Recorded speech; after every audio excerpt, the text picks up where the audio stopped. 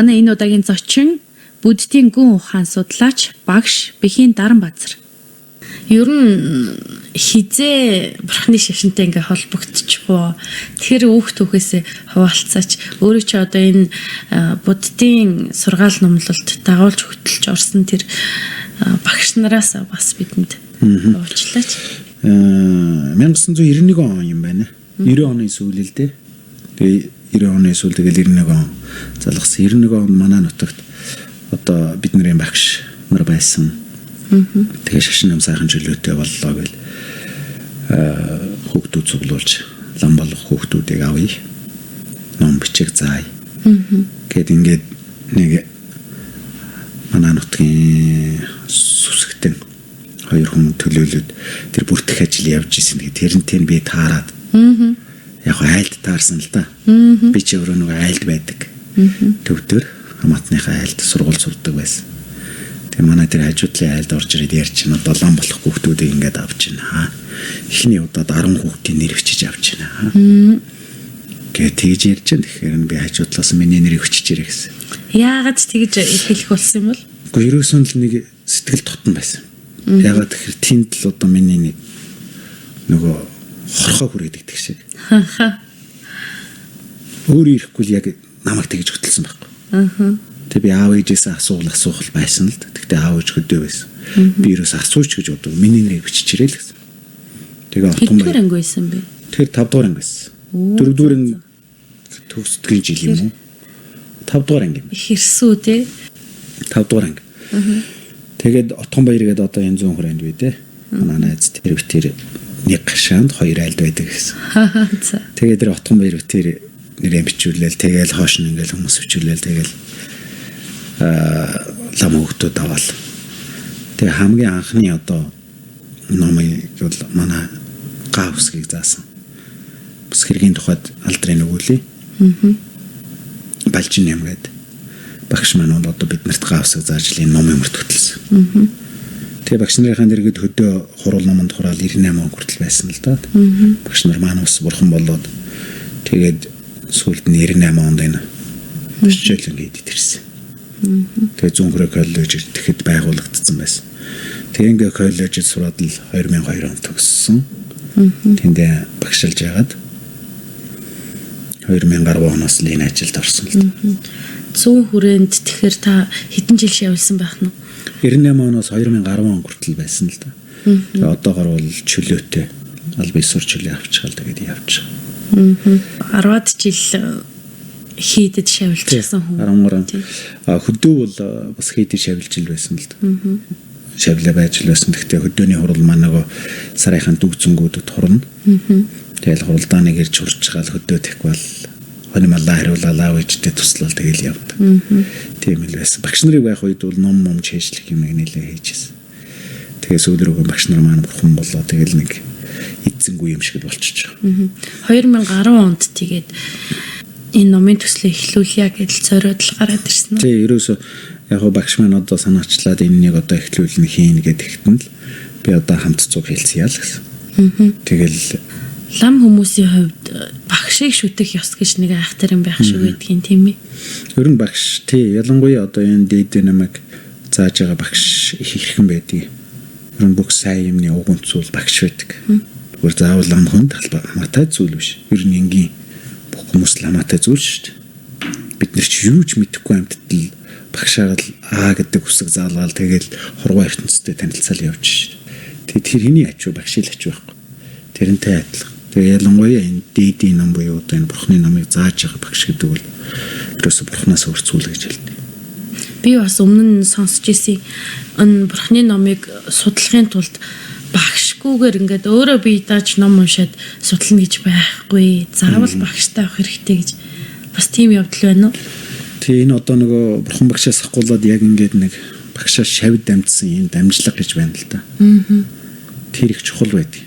Тэгээд ер нь яг тэрнийг дамжуулж өгж байгаа хүн маань бол багш юм.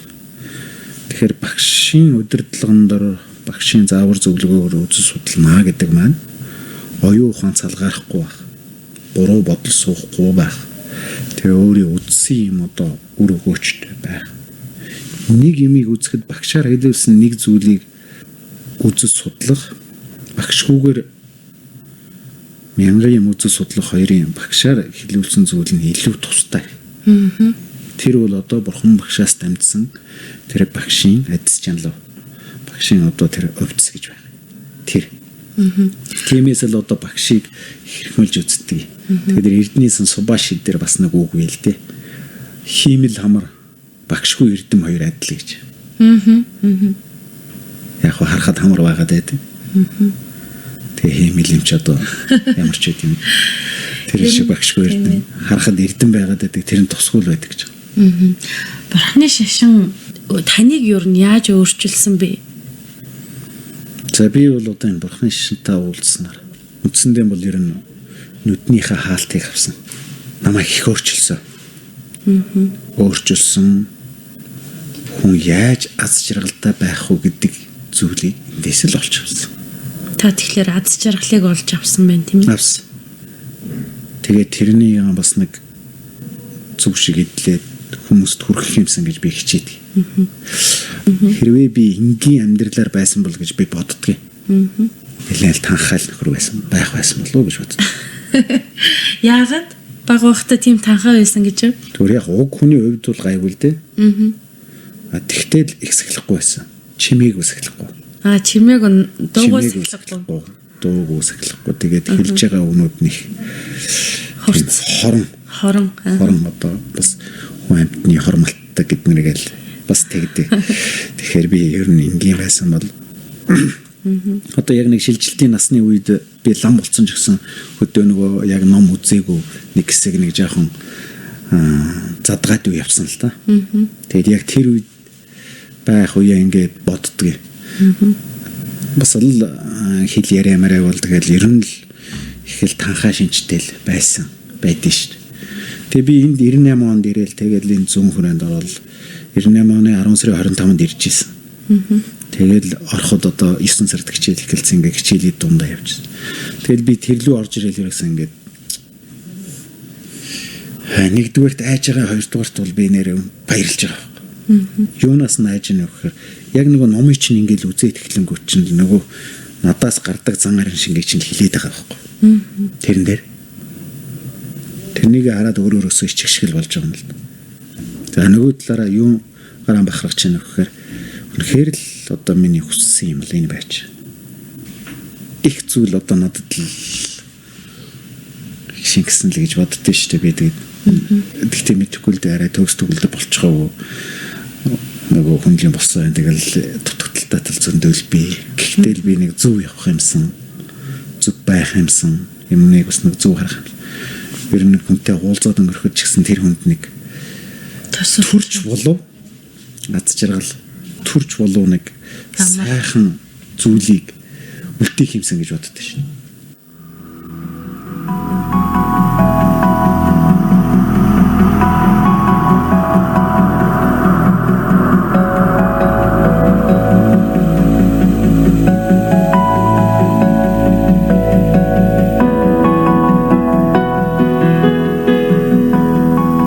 Сонсогчдоо альфа хэмнэл нэвтрүүлгийн энэ удаагийн дугаар үүгээр өндөрлөж байна. Цогт цагийн хүрдэн соёлын төвийн гүйцэтгэх захирал, Буддийн гүн ухаан судлаач багш Бэхийн Даранбаазар энэ удаагийн нэвтрүүлэгт оролцлоо. Тэгэхээр нэвтрүүлгийнхаа төгсгөлд зочныхоо санал болгосны дагуу Монгол миний их орон дууг та бүхэндээ зориулъя.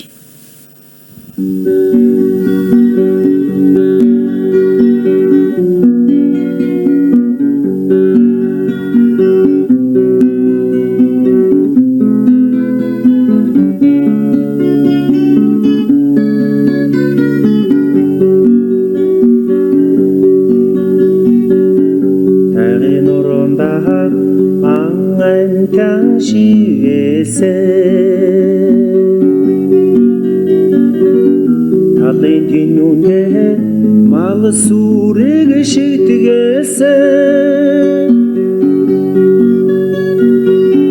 Талбунутг минь сан эрдэ ширдгэлсэн Тансаг жаргалыг хүн артатаа шингээсэн Гიშгэж яваа цэцэг ногоон газар ми гэрэлт нарны цэлбэг номён тэнгэр ми хорон төрөлөх миний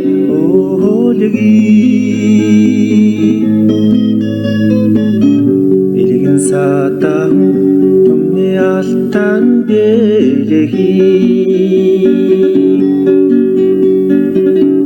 айсийн салхинаа сор хайлан суксарсан атрын жагшураа үр тайрэ шуурасан анжил цогцлон нэр алдара цурайсан ажлыг цагчлаа нөрүүлсэ шуурхайсан гიშгэж яваа цэцэг ногоон газар ми гэрэлт нарны цэлбэг номён тэнгэр ми хорон төрөлөх миний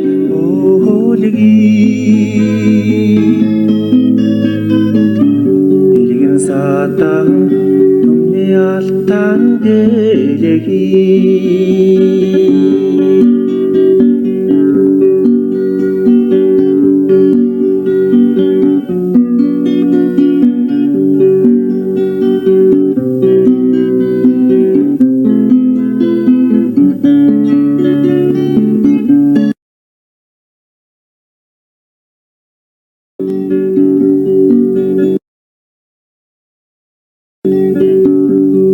нэгтрсэн эвд зүй миний баджангүй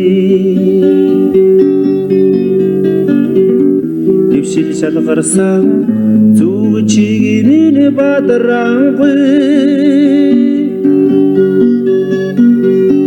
дэшлэн мансан их хогжод үзүргүй цэцгэлсэн маш сайхан ирээдүй гიშгэж яваа цэцэг ногоон газар ми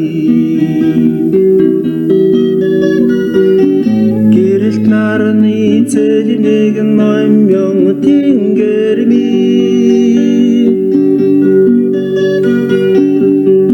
хорон төрөлөх миний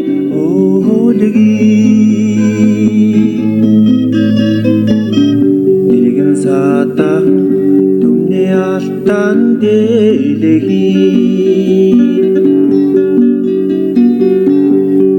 хорон төрөлөх миний